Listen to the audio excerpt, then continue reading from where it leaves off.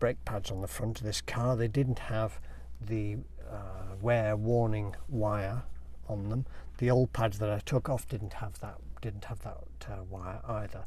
So somewhere in the circuit for the brake indicator, it's going to earth. So let's get under the front and see what the problem is. That's the brake sensor wire.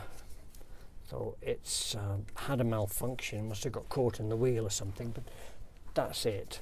And that's the plug to attach it there. So the simplest thing probably just be to undo it at the plug.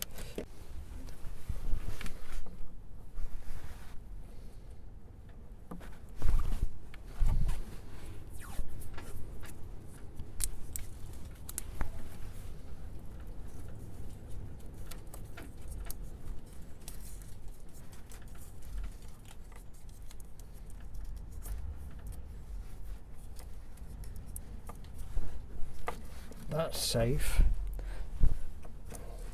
So I'll take that and I'll loop it through there. So that won't, tidy that up a bit. So that won't, let's see, is that going to be all right? Okay, that'll be fine there. So that's not going to fall out and catch in anything. And it's not earthing to any metal. So I think that'll be okay there. Let's go and have a look at the other side.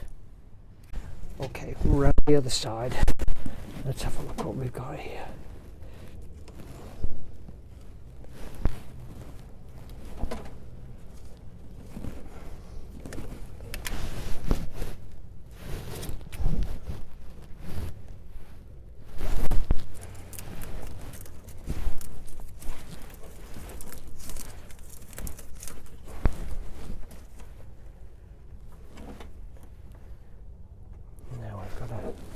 We've got a broken wire there, which might not be making a circuit.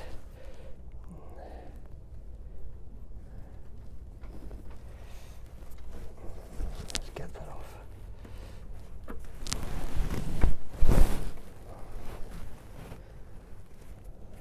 So there's the plug. So if the wire is coming in from the other side, going into there, and not connecting,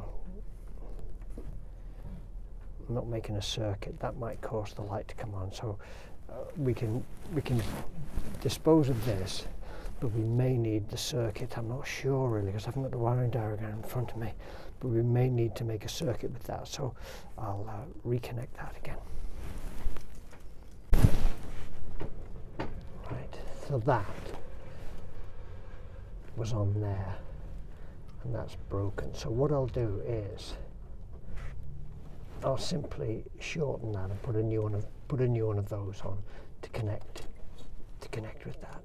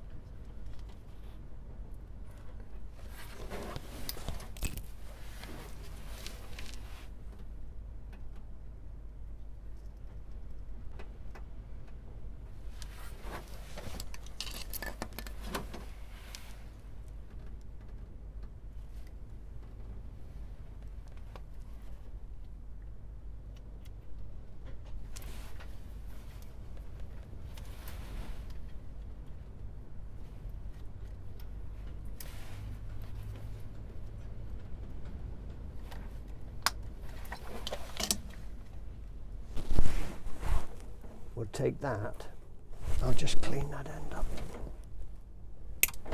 We'll take that and we'll stick it back up its sleeve, okay, like that. And then we'll take a bit of tape and wrap it around there like that.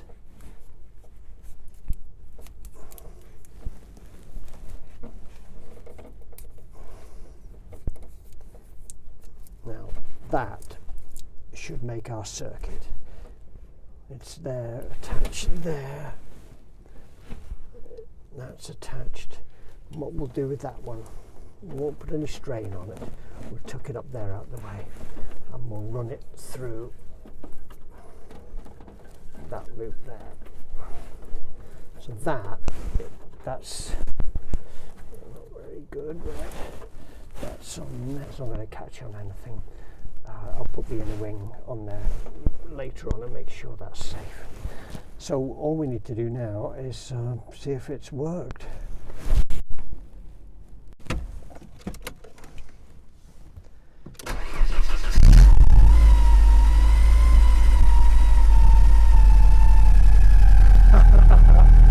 No, it hasn't.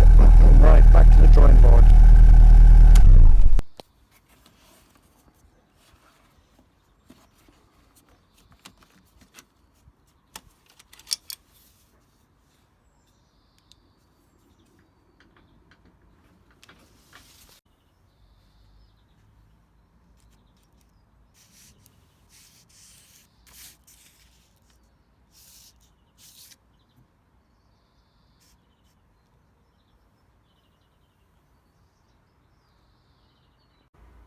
The pink is the wire that joins the two sensors together.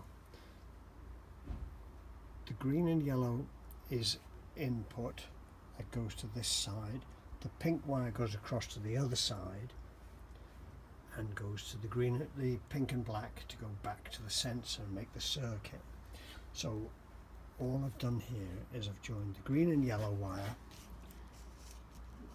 That wire, I've joined it to that wire, so I've left out the loop between them. So we've joined them together, so let's see if that works.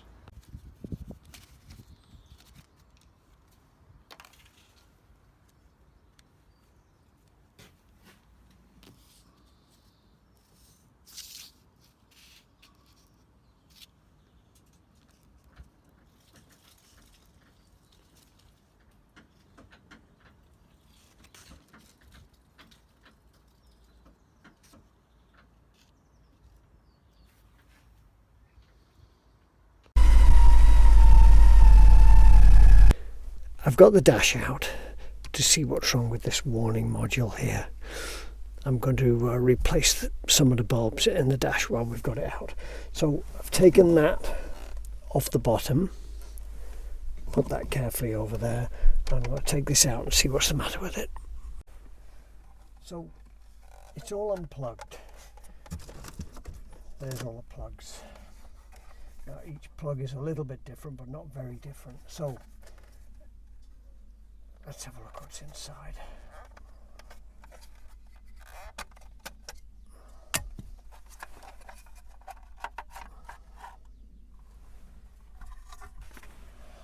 That's it. So we've got a fault on this bulb here. So I've had this in and out a few times and I can't get any joy out of it. So I ordered a new module from Jim at Northwest Integrale, and he delivered it the same day, which was fantastic. So this is it here. So the plugs are ever so slightly different. So I've put some Tipp-Ex on the back of them to show the shape, so I can make sure I match the plugs. So there's 5 on that, but those two there are 8. They have 8 contacts each. So they're a little bit different. So I'm going to be careful and match the plugs to those.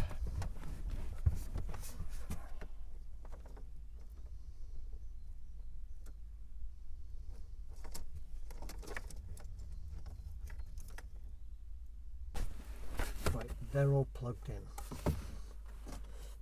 So they are all a different shape, but you've got to be careful with them. Right, they're all in. So ignition, nothing. Right, okay, I won't worry just yet. So what I'm going to do now is check for these bulbs that have failed. Now the bulb is a 286, so it's a little tiny baby thing. I've got a I got a few of those from Whole Foods. So that's the winker and the winker's work. That's the hazards and the hazard work. But the seatbelt light doesn't work, so we'll change that one. Parking light works, rear heated window, I'm not sure. So that's the seatbelt light, and that looks burnt out, so I'll put a new bulb in there. I had a bit of a panic then, nothing worked, so took a chance, looked at the fuses, and it was this services fuse, that fuse there, that 10 amp fuse, that had blown. Servizi services. So let's try that again now. I've put a new fuse in there.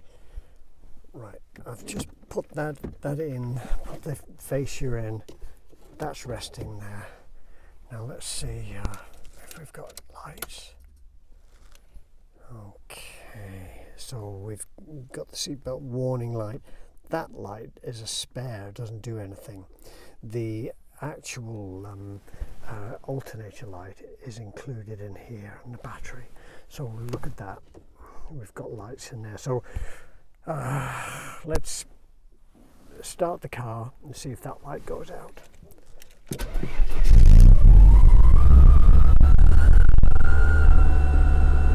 Oh yes, a result, absolutely brilliant.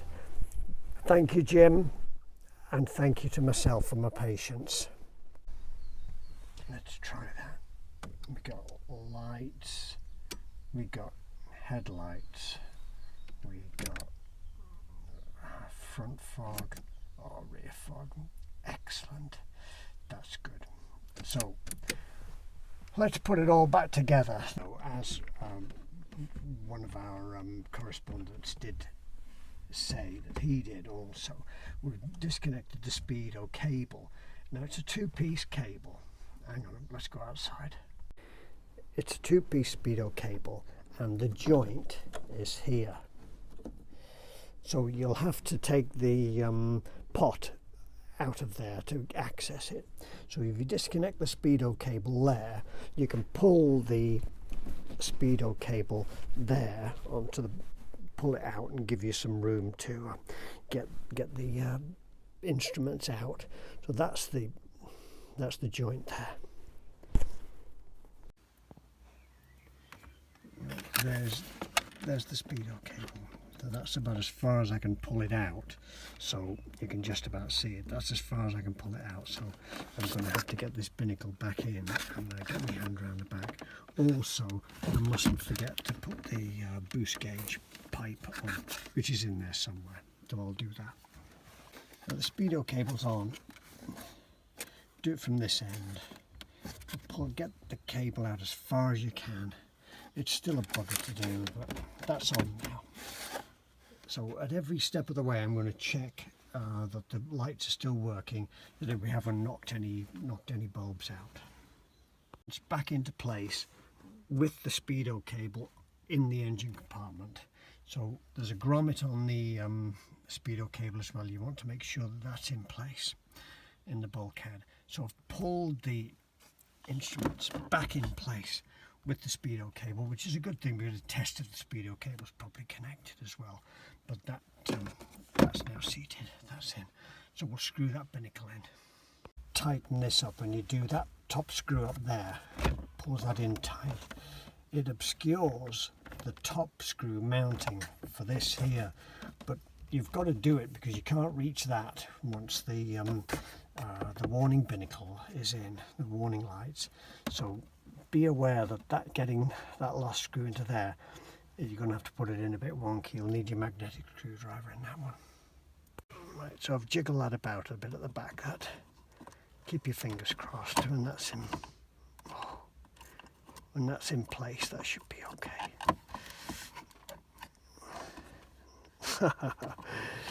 Okay.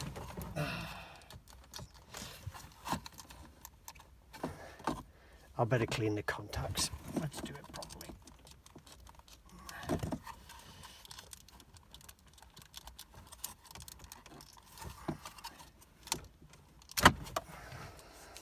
I'll give these contacts a clean. It's quite flexible. I wonder if it's supposed to go clip over there. I don't think so. It's quite sort of flexible. I give those a bit of a clean and make sure they're on properly. I've cleaned the contacts, and the bulb holder was a bit loose, so I've just wiggled the contacts on that. So let's have a look if that's okay.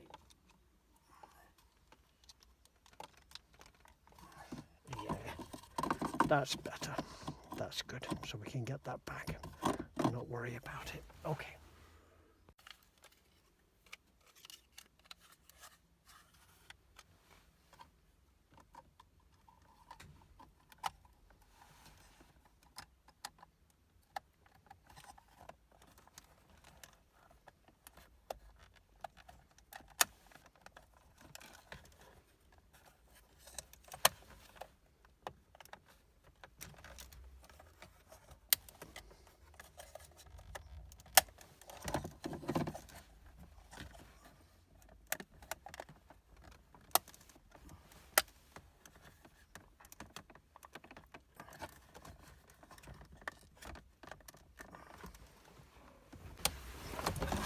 That screws under there, so we've got to get up the back of there and get those screws in. The panel's back in. We've got no warning lights. We've got oil pressure. We've got a rev counter. We've got lights, headlights, high beam.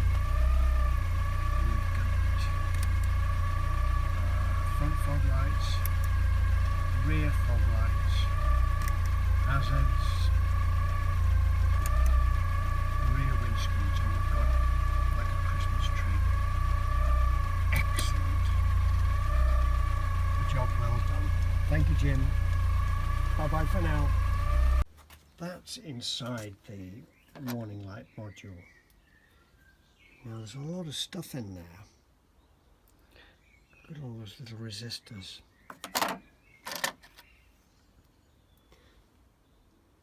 There's a lot to go wrong, I suppose. Anyway, we've got a new one and it works.